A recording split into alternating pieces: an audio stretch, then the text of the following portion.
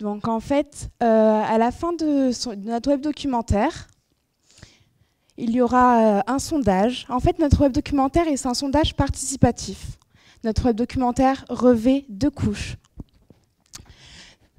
Donc, ce sondage va être émis par des citoyens et des entreprises qui vont lui proposer des innovations auxquelles il va accepter, auxquelles il va recourir si elles lui plaisent. À la toute fin de notre web documentaire, un profil sera affiché. Notre web documentaire vise à donner la voix aux citoyens, mais aussi à faire en sorte que le citoyen s'engage dans sa ville. C'est pour ça que des innovations des entreprises et des associations seront présentes sur le dernier lien, sur la dernière visio.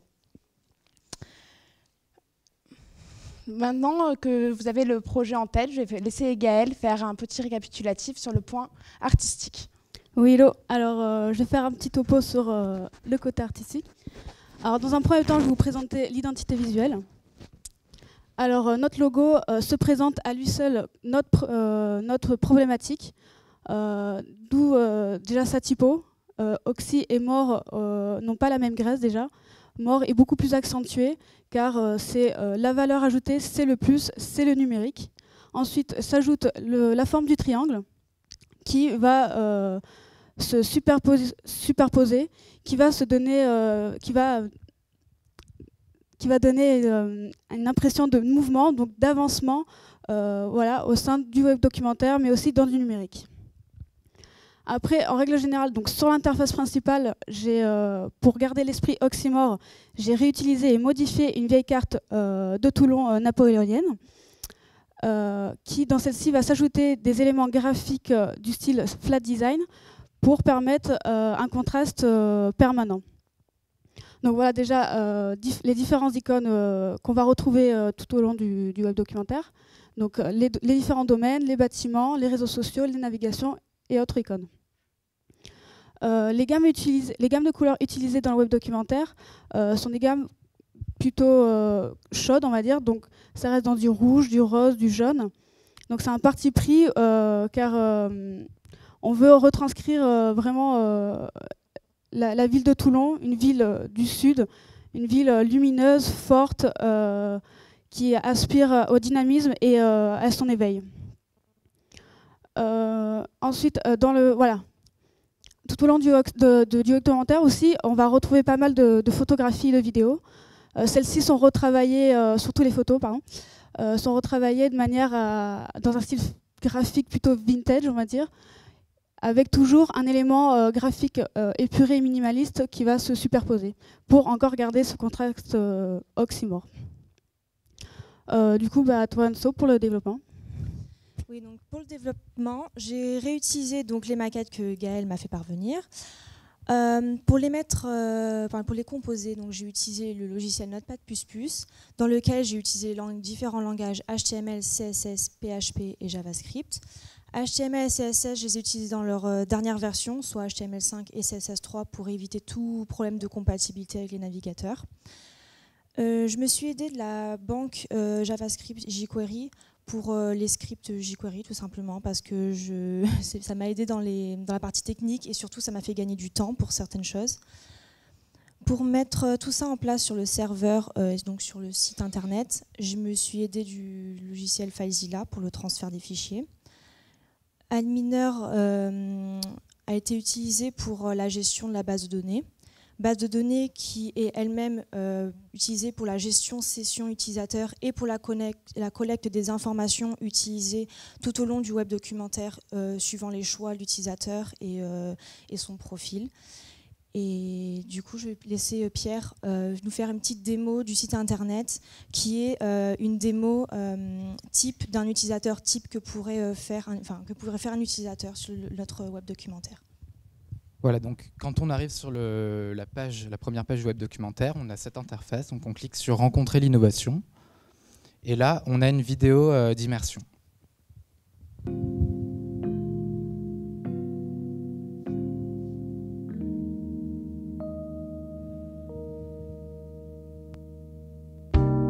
Entrez en immersion dans la ville de Toulon. Donnez votre opinion au fil de vos rencontres. Donnez-vous les moyens de changer le quotidien de la ville.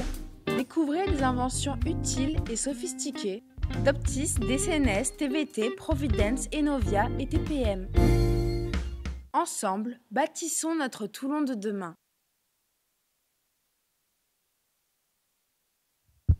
Après avoir visionné donc, la vidéo immersive, on arrive sur cette interface où l'utilisateur s'inscrit ou s'identifie. Donc là, je vais m'identifier, je valide et j'arrive sur l'interface principale de notre web documentaire, qui est la map. Donc là, on peut voir qu'il y a deux types de pins différents, un pour les entreprises et un pour les citoyens. Donc je vais aller voir ce qui se passe sur le cours Lafayette. Donc voilà, donc ça c'est la première interface sur laquelle on tombe. Donc c'est une photo qui nous présente le lieu en fait. Donc je clique sur la petite icône, j'ai accès à un texte descriptif de la personne qui est interviewée et je clique sur voir l'interview. Bonjour, je m'appelle Thérèse, je suis toulonnaise. Le matin, je fais mon marché cours Lafayette, je me promène sur le port, je vais au cinéma. Et sinon, je reste chez moi, sur ma terrasse, qui hélas, s'est envahie par les pigeons. Et à ce sujet, j'ai vu à la télévision un concept qui s'appelle Robops. C'est un faucon robotisé qui crie, qui bat des ailes et qui les effraie. Je trouve ce concept très intéressant. Voilà, donc en fait, directement après avoir vu l'interview, on a un photomontage avec un système de slider qui nous aide à nous représenter concrètement cette idée en fait. Donc je clique sur la petite ampoule, j'ai un texte descriptif qui rappelle un peu ce qui vient d'être évoqué et je clique sur faire mon choix et là je choisis si oui ou non je souhaite voir cette innovation au sein de la ville, donc je vais dire oui. Là j'ai accès aux statistiques des réponses de la communauté Oxymore, donc les réponses qui ont été faites par les autres utilisateurs et je retourne sur la carte. En revenant sur la carte, on se rend compte qu'il y a des éléments graphiques qui ont été ajoutés. Donc on a des petits arbres qui représentent l'écologie et des petites valises qui représentent le tourisme. Donc c'est les deux domaines auxquels touche cette innovation. Et également des bâtiments qui symbolisent l'avancement et l'évolution de la ville. Donc je vais maintenant aller voir une entreprise, Optis par exemple. Donc toujours le même système, on a une photo du lieu, un petit texte de description, je regarde l'interview. Donc là, je ne vais pas la regarder parce que ça prendrait trop de temps. Le slider.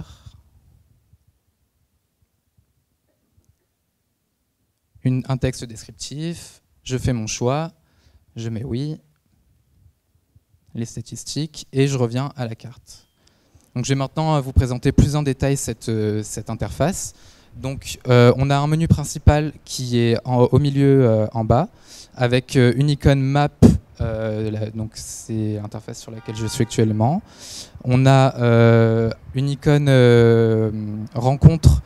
Donc quand je clique dessus, en fait, j'ai tous les intervenants du web documentaire avec à chaque fois un petit texte explicatif.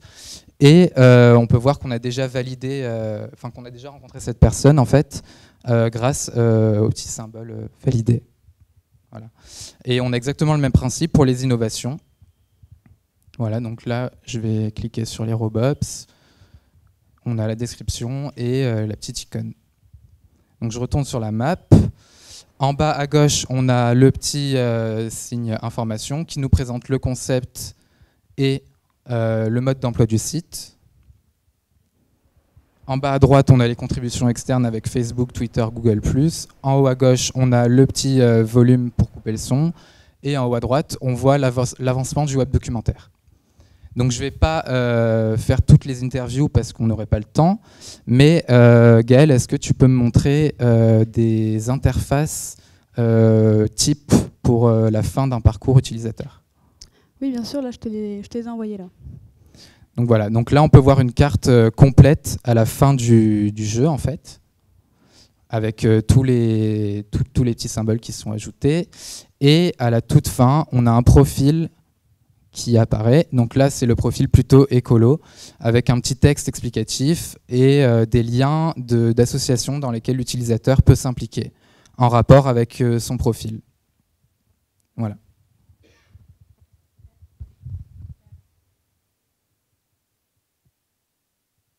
Merci Pierre pour cette présentation, mais qu'en est-il de la demande à la réponse du client?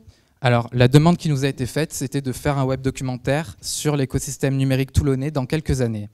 Donc, pour ce qui est du web documentaire, on a un élément principal qui est l'interview, auquel s'ajoutent d'autres éléments comme du texte, du son, des vidéos et des photos. L'ensemble de ces éléments est diffusé sur le web grâce à notre site et de manière interactive puisque les choix de l'utilisateur influencent la suite du jeu. On n'a également pas de linéarité dans la navigation ni dans le récit. D'accord, mais qu'en est-il de l'écosystème numérique? Alors pour ce qui est de l'écosystème numérique, on a interviewé 6 entreprises qui travaillent dans le numérique à Toulon, ainsi que 5 citoyens, et chacune de ces personnes nous a présenté une innovation numérique qu'ils souhaiteraient voir arriver dans la ville. Donc pour nous, ce sont ces personnes-là qui représentent le changement numérique dans la ville, et c'est pour ça qu'on a souhaité les mettre en valeur. Et Toulon dans tout ça? Eh bien, Toulon, on a réussi à mettre en valeur la ville grâce à nos photos et à notre teaser, donc je pense que le pari est tenu. D'accord. Maintenant qu'on a eu cette réponse, l'essentiel dans un projet, c'est aussi de savoir communiquer sur ce projet. Donc en fait, on va voir la partie stratégie marketing avec David. Allez, on va faire un petit topo donc, au niveau du plan marketing que l'on a lancé donc, pour ce projet, notamment en faisant un positionnement donc, du projet. Web documentaire attrayant tout d'abord, comme nous l'a si bien dit Pierre. Un web documentaire également qui se distingue des autres par rapport à son concept principal de sondage interactif. Projet crédible également puisqu'il fait appel à des entreprises privées renommées aussi bien au niveau régional qu'au niveau national. Et un projet crédible aussi pour la participation d'organismes locaux comme Toulon-Provence-Méditerranée par exemple. C'est un concept également durable puisque c'est un concept qu'on pourrait également décliner dans d'autres villes, pourquoi pas sur le même thème donc, de sondage, mais dans d'autres villes de France par exemple.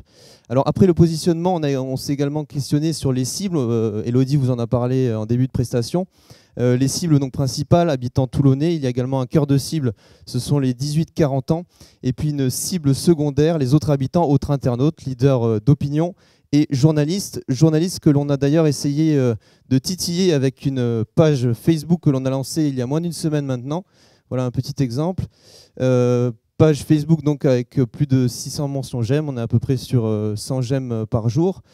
Et bien sûr, le but était bien sûr de la faire vivre donc avec un teaser, des exemples également de personnel du groupe, comme par exemple Gaël que vous avez vu tout à l'heure et Anne-Sophie. Et puis donc en complémentarité de cette page Facebook, puisqu'il y a d'autres réseaux sociaux, mais c'est la page Facebook que l'on a privilégiée pour toucher une partie de notre cible, on veut également donc toucher l'autre partie de notre cible avec une communication print et du street marketing, avec notamment donc des exemples de rue, de ce que ça pourrait donner, notamment en partenariat avec les organismes locaux qui pourraient nous donner un appui, notamment pour les abribus.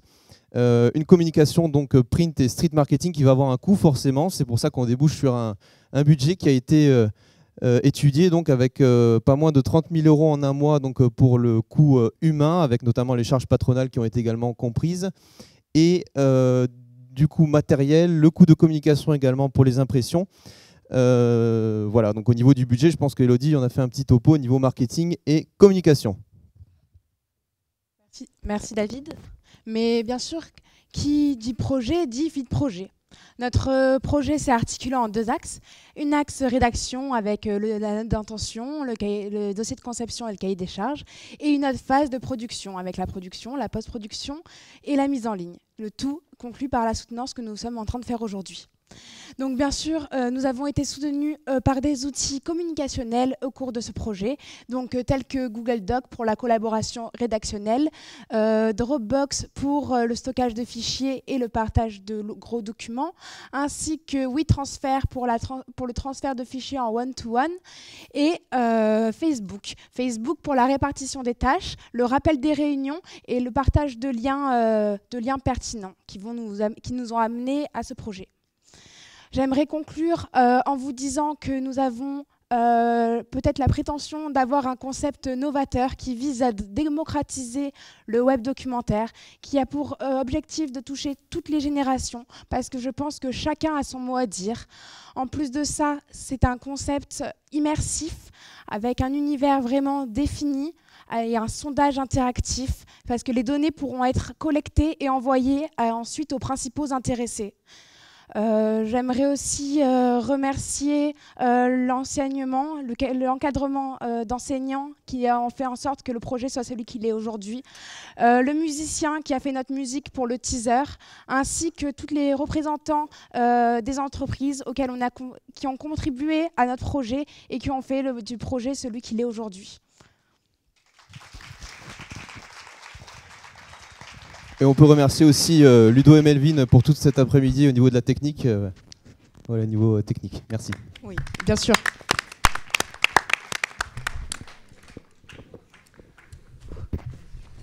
Tu y es ? Je commence. C'est bon, je commence. Ok. Merci à vous, d'accord. Pareil, bien maîtrisé, tenu de bout en bout, bonnes idées, bon graphisme, ok. Enfin, sauf que le flat, là, je commence à en avoir un peu. Hein. Bon, moi, j'aime bien le tag trash. Bon, enfin, c'est pas grave. Ok. Donc le slider, vous avez compris, tout le monde se dit bon, idée simple, slider avant, après, mais bien exécuté, bingo. Idée simple, bien exécutée, ça marche super bien. Par contre, vous avez dû vous en rendre compte aussi, la carte au final, elle finit par être surchargée et on perd en lecture ce qu'on avait avec des petits implants et tout ça, on perd un petit peu en lecture. Donc là, c'est bien avancé, vous êtes bien parti dans le truc, mais il vous manque sûrement une bonne idée subtile qui reconstituerait quelque chose avec les graphiques, selon qu'on est au colo et tout ça, au-delà de la densité, enfin. Parce que sinon c'est trop surchargé, la lecture est difficile. Voilà. Sinon après, vos affiches sont en dessous quand même. Les affiches toutes noires, elles sont quand même d'un niveau en dessous de la qualité de toutes vos productions, un petit peu. On était là, les affiches elles sont un peu en dessous. Sinon, écoutez, je crois que vous savez vous-même que c'est bien ficelé, quoi.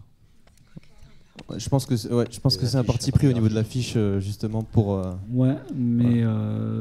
s'imposer, notamment au niveau de la ville. Ce qu'on a étudié, c'est qu'on voulait vraiment faire ressortir vraiment que le texte et la question en particulier pour toucher. C'est vrai que ça change par rapport au web documentaire en lui-même, mais c'est vraiment qu'un aspect, surtout pour le street marketing. Ouais, voilà. Mais là où vous mettez en place, si vous voulez, une identité visuelle, sous prétexte d'être dans la rue et à ce moment-là de vous retrouver en concurrence avec d'autres affichages, vous changez. Et alors donc la lecture est pas, on dirait une couverture de l'Express sur les francs-maçons, vous voyez, ou un truc comme ça. C'est sur fond noir avec bandeau rouge. Vous reprenez le code d'autres personnes. Ou vous boxez dans cette catégorie-là à tous les niveaux de la com, ou c'est pas votre terrain. Où vous êtes vous, Oxymore, et vous assumez jusqu'au bout en étant comment je pourrais dire ça, moderne jusque dans l'affichage, quoi. Voilà, après, cette esthétique jusqu'au bout, quoi. Après, c'est comme David vous le disait, c'est vraiment un parti pris. On a voulu susciter l'intérêt de la personne, parce qu'en fait, avec ce fond noir, elle ne sait vraiment pas sur quoi elle va tomber, et on veut lui garder vraiment cet effet de surprise. Donc c'est pour ça qu'on a décidé de le faire comme ça, en mettant une question interrogative avec le trait, en gros. J'ai bien compris ce qu'a dit votre collègue, j'ai bien compris, mais je pense que c'est pas une bonne stratégie, tout simplement. D'accord. Mais après, voilà, c'est un avis personnel. Un peu d'expérience. Pardon, excusez-moi. Merci pour la présentation. C'était vraiment très très bien. Je suis contente de voir le résultat. J'ai deux petites remarques et une question à la fin. Une remarque concernant la vidéo. Bon, tout était très bien fait, hein, ce n'est pas des critiques méchantes. La vidéo immersive, c'est vrai, c'était bien réalisé. Par contre, ça donne un air un peu de vidéo de tourisme. Du moins, c'était la perception que j'ai eue au départ. Je pensais être dans un web qui présentait la ville de Toulon quoi, avec cette approche touristique. Donc voilà. Après, j'ai vu que vous faites un effort de travailler le son, mais c'est dommage que vous n'avez pas poussé plus loin là-dessus, parce qu'il y en a certaines images que vous avez prises, ce sont de belles images, donc ce n'est pas du tout encore une fois une mauvaise critique, mais c'est dommage que vous n'avez pas poussé le son derrière, c'est-à-dire il y a une image de centre, c'est pas du centre de Toulon, mais il y a la petite rue, il y a les marchés. C'est vrai que l'image, elle parle tellement, les couleurs sont tellement vives, que ça donne l'impression, encore une fois, c'est dommage que vous n'avez pas profité des effets de son derrière, et de jouer là-dessus. Bon, enfin, bref. Donc, encore une fois, c'est une remarque, hein, pas de critique forte. Et après, sur la question de sondage participatif, bravo, c'était bien réussi, le résultat aussi. Par contre, une question concernant les réponses. Donc, vous posez la question aux utilisateurs, oui ou non, est-ce que vous êtes d'accord ou non avec elle? Pourquoi pas, avant que la personne, parce qu'il y a l'opinion de la personne qui parle dans la vidéo, mais pourquoi pas, parce que comme on n'a pas vu la vidéo entière, peut-être ma question, vous avez déjà la réponse faite, mais pourquoi pas, avant que la personne qu'elle fasse la réponse, voilà, de dire quels seraient les impacts ou les conséquences d'une telle technologie dans la ville. Est-ce que vous avez pensé à ça, ou ces impacts, ces notions, enfin impacts entre guillemets, hein, est-ce qu'ils sont dits dans cette vidéo ou non? C'était clair ma question? Elles ne sont pas précisément dites. Oui. Après, il y a un impact parce qu'il y a un profil qui se dessine, Oui. qui est à la fin soit écologique, culturel, Oui. économique, financier ou politique. Et du coup, ça se détache vraiment. Donc, c'est pour ça. Après, Ok. on n'a pas voulu mettre justement les réponses petit à petit pour que vraiment l'utilisateur, à la fin de son parcours, ait sa réponse et ait son profil qui se définit et ne fasse pas ses réponses par rapport à ce qu'il peut penser ou ce qu'il peut être entraîné à penser. Donc ça, c'était réfléchi, c'était Oui, voulu de il y avait votre vraiment une part. question de neutralité qui veut être présente. Ok, super, merci. Après, c'est vrai que j'ai compris, hein, parce que vous allez changer la carte en fonction de réponses. Donc, est-ce que ça bouge l'économie, si ça bouge... Mais comment on a passé vite par rapport à la présentation, est-ce que ce n'est pas très subtil? Est-ce qu'on devrait renforcer ça avec un mot, un texte, je ne sais pas, est-ce que ça ne reste pas très subtil ce résultat? C'est-à-dire, si j'ai dit oui, j'ai vu cette technologie, et à la fin vous dites, bon, il aura un impact écologique ou économique, vous voyez, vu ce que j'ai vu dans la carte, ça me semble un peu encore, même si c'était réussi au niveau graphique, hein, ça me semble encore très subtil. Mais peut-être j'ai manqué quelque chose qui n'a pas peut-être été dit. Après, on a vraiment pour chaque profil vraiment un élément iconographique qui le représente et qui va venir peupler la carte. Donc on va vraiment pouvoir voir une avancée avec, à l'aide de ces moyens-là. Ok, d'accord. Bon, ben, merci et bravo encore une fois pour la réalisation du projet.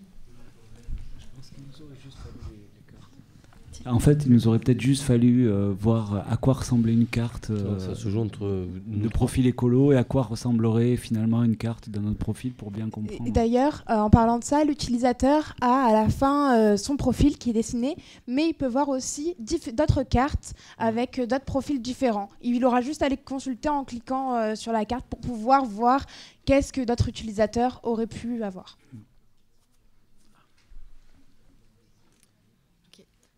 Moi, j'ai pas vraiment de questions en tant que telle. Je fais plus un bilan de ce que j'ai vu. Je trouve que vous arrivez avec quelque chose d'abouti. Vous expliquez votre concept de l'oxymore et vous allez l'appliquer jusque dans le design.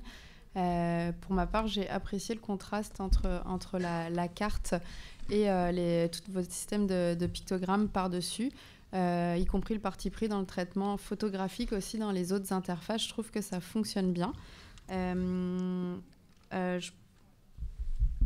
Je rejoins aussi le point d'Olivier sur la carte qui, du coup, à la fin, devient un peu inutilisable du fait qu'il y ait beaucoup de choses. Parce que vous lui donnez deux fonctions.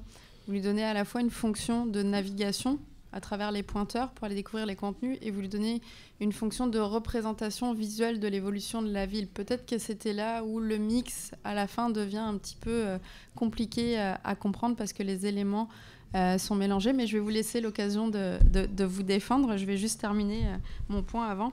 S'il vous plaît. Baissez un peu, il nous reste 5-10 minutes même pas. Hein. Je trouve la logique de sondage et la façon dont vous l'amenez dans le parcours utilisateur très bien faite. On sent bien les différentes étapes, la mise en contexte. Ensuite, on s'en va dans une interview qui nous présente un besoin citoyen auquel on répond avec une innovation qui est ensuite expliquée. Et puis, on voit le résultat sur la carte. Ça, pour le coup, je trouve que ça fonctionne vraiment bien et c'est réussi. C'est vraiment, pour ma part, un des points forts de votre projet. Je trouve aussi intelligent que vous proposiez à l'utilisateur de continuer son expérience une fois qu'il a découvert son profil, en lui donnant les clés pour lui dire tu peux aller plus loin en allant te renseigner sur d'autres choses. C'est une façon aussi de remettre votre projet dans la réalité en invitant les gens à aller plus loin dans leur démarche.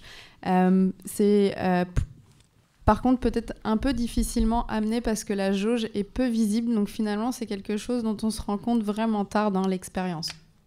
Mais autre point encore sur lequel vous pouvez répondre, j'aimerais bien que ce soit quelqu'un d'autre que toi qui réponde pour entendre les autres gens du groupe.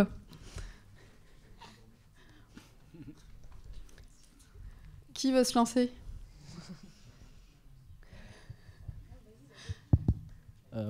Bonjour. Je veux répondre sur la réalisation audiovisuelle qu'on a fait sur les interviews. C'était filmé avec une technique de caméra subjectivité pour exprimer que les gens interviewés sont en train de parler avec l'utilisateur. C'est juste ce que je veux dire. Moi, j'aimerais juste reprendre justement sur la carte. Non, pas toi. Qui veut répondre pour la carte ? Vous voulez vraiment pas que je peux ?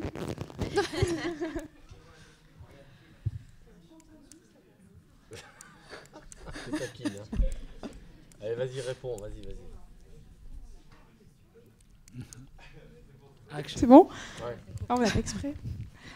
Du coup, oui, notre carte allie ces deux éléments parce que c'est vraiment le point central de notre web documentaire.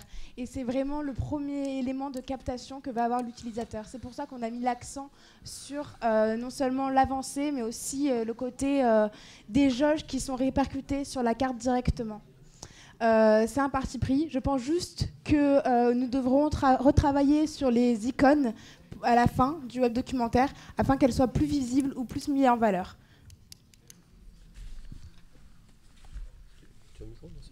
C'est bon. Je ferai une remarque et je poserai une question. Juste sur la carte, à un moment donné, sur le bas, comme on a des pictogrammes, comment dire, de menus, puis des pictogrammes d'arbres, etc., on n'arrive pas bien à faire la distinction entre le menu et la carte. On a un petit problème de hiérarchisation. Alors je pense qu'avec l'habitude de manipuler l'objet, voilà, on s'en sort, mais voilà, c'est pas très. Il y a quelque chose à améliorer là. Et la question, elle porte sur un mot, mais alors j'espère que je te pique pas la question. Pourquoi vous parlez d'univers immersif ? D'univers immersif, parce que on veut vraiment que l'utilisateur... On a fait une vidéo déjà, on a dit qu'elle était un petit peu touristique, mais c'est vraiment pour que l'utilisateur soit plongé dans l'univers de Toulon, pour qu'il puisse connaître les bienfaits de Toulon et mettre aussi en avant son côté passé avec son patrimoine historique et les points clés de la ville. On a utilisé univers immersif parce qu'en plus il parle directement à des citoyens et à des entreprises de Toulon. Notre citoyen et notre utilisateur est le citoyen.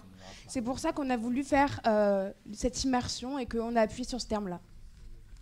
D'accord. Bon, je pense qu'on pourrait débattre des heures sur le terme immersion, mais je pense qu'il faut à un moment donné garder ce terme pour des univers où on n'a pas de hors-champ. Dans le sens où, je prends le cas des dispositifs de lunettes dites immersives, tu es à l'intérieur d'un univers et tu n'as pas de hors-champ. Il suffit c'est toi qui fais on va dire, de position de tes yeux qui fait le champ de vision. Alors que là, on reste quand même sur un écran où tu as le champ de l'histoire et puis tu as le hors-champ qui est le cadre dans lequel tu vas, ta chambre, ton bureau, etc., tu vas utiliser l'ordinateur. Et que, voilà, je pense que par rapport à cette petite distinction-là, mais il y en a plein d'autres possibles, le mot immersif n'est pas forcément le plus approprié pour désigner ce que vous avez voulu faire. Mais bon, voilà. Alors, quel mot employer ? Alors, voilà, c'est ça. La question, c'est quel mot employer ? Parce qu'au final, même sur les prises de vue, que ce soit... pour les citoyens ou les entreprises, il y a vraiment le même champ qui est pris, comme si le citoyen ou l'entreprise parlait directement à l'utilisateur. Je vais laisser Philippe parler et puis je réfléchis. mot sur l'immersion. Ouais, cette question de l'immersion, c'est un petit peu un gimmick entre nous, parce qu'on a un master, moi j'anime un axe de recherche là-dessus, donc c'est une vraie question de fond, hein, théorique. Moi je me demande si quand vous utilisez ce terme, vous ne dites pas capter l'attention, plus qu'immerger quelqu'un dans un univers. Parce que c'est vrai que sur un média traditionnel, on est toujours immergé, forcément, quand on regarde un film, on en oublie tout ce qui se passe autour, même si on n'est pas forcément dans le cadre ou complètement isolé. Mais bon, c'est un terme qui revient de manière récurrente. Et alors, plutôt que de discuter sur ce terme-là, je reviens à ce que je disais tout à l'heure. Sur la plupart des teasers que les groupes ont fait aujourd'hui, et le vôtre tombe complètement dans cette logique-là, vous êtes quelque part tous en train de nous faire une balade, enfin tous, beaucoup de groupes. Vous nous faites faire une balade en nous proposant, en nous donnant une promesse en voix off. Et à l'image, on a quand même du mal à saisir cette promesse. On a un joli ride. Alors bon, c'est vrai que sur le vôtre, c'est un peu plus touristique peut-être que d'autres. Je trouve quand même qu'aujourd'hui, on a vu de belles images de Toulon. Je suis assez fier finalement. Vous valorisez tous Toulon, qui a si longtemps été décrié, donc ça c'est sympa. Hein. Mais il y a un décalage entre la voix off, l'intention que vous mettez dans votre projet, est-ce qu'un primo-entrant arrivant, visionnant votre minute de teaser, imaginerait l'oxymore ou des autres projets qu'on a vus dans la journée. Je pense que là, l'objectif est rarement atteint. Bon, une minute c'est court. Voilà, mais ça c'est une question de fond. On en a parlé plusieurs fois ensemble. Je vous ai tous alertés là-dessus et j'ai l'impression que c'est un peu un gimmick d'étudiant. On a fait une minute avec des belles images, un peu du rythme, on a promis quelque chose et donc la personne en face est convaincue. Moi je reste persuadé du contraire, non. Bon, mais ça se fait à la fin. C'est-à-dire que normalement, enfin, moi je sais comment vous faites, c'est que souvent, en fait, vous êtes appuyé sur ces premières images et ça a été, vous partez de là et vous êtes parti de là. Le teaser, généralement, ça se monte à la toute fin avec tous les éléments qui sont déjà existants. Et en fait, c'est une prévisualisation même subliminale de toutes les images qu'on va rencontrer en faisant le truc. Exactement. Donc le teaser, en fait, normalement, il se fait au dernier moment. Mais souvent, les groupes, ils font une première vidéo. D'abord, ils se rassurent sur leur capacité à faire une vidéo. Si je peux juste vous couper ? Non. Non. Non. Ça suffit. Non, voilà. Donc c'est pas moi qui parlais, c'était juste par rapport au teaser, mais c'est ça. Un teaser normalement vient une fois que vous avez fait toutes vos images et donne à voir sans le bon son ou le mauvais son avec un accrochage de tease qui va nous amener vers une promesse. Et là c'est pas voilà. Et c'est exactement le cas. C'est le cas pour nombre de groupes aujourd'hui. Alors moi je vous donnerai juste un petit exemple de teaser que je trouve particulièrement original parce qu'il n'est absolument pas dans la position d'un teaser. Est-ce que certains d'entre vous ont déjà vu la série Gomorrah ? Le générique de Gomorrah. Dans le générique de fin, vous avez les éléments clés de l'épisode qui suit. Alors que d'habitude, on a un rappel dans un épisode de l'épisode passé.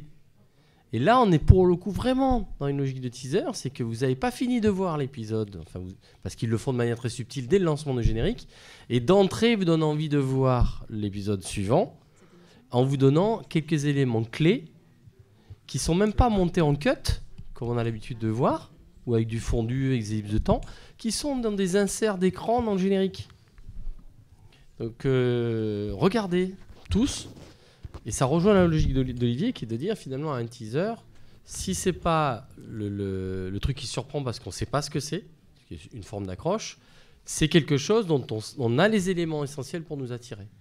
Voilà. En fait, à la base, c'était fait pour faire l'immersion en fait. C'était pas vraiment un teaser, c'était vraiment une vidéo pour.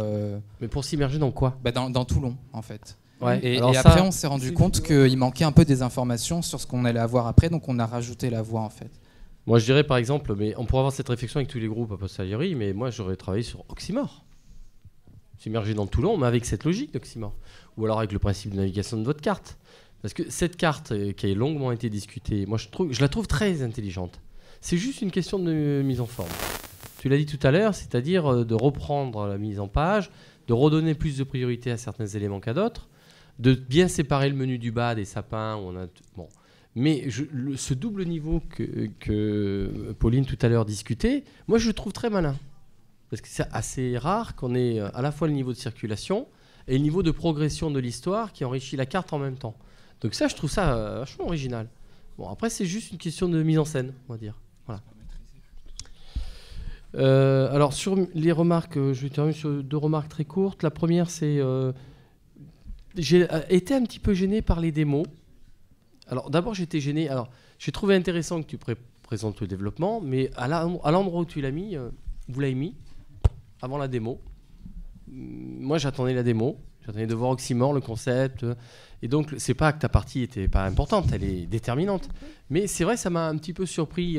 Ça m'a un peu coupé dans l'immersion de votre projet. Bon. Et le deuxième aspect, c'est dans les démos, quelquefois, mais il y a eu 2 ou 3 autres groupes dans la journée, vous revenez un peu à la logique de la fonction. C'est-à-dire, voilà, on a le menu aide, on a le menu ci, on a le menu là. Et moi, je suis toujours partisan de découvrir ce menu dans une forme scénarisée. C'est-à-dire, si je viens à l'aide, c'est parce que vous avez prévu qu'à un moment, je ne sais pas où je suis, je vais à l'aide. Vous voyez ? Plus que de faire le tour de toute l'interface avec toutes les fonctions qui marchent. Bon. Mais c'était léger, c'était pas... vous avez quand même mis en situation. Voilà. Et puis, vous avez abandonné votre mise en situation, alors ? On a eu une conversation de... On n'a pas jugé ça pertinent de le placer sur notre présentation. On est fiers du résultat final et c'est tout ce qui nous importe aujourd'hui. Parfait. Allez. Merci à vous.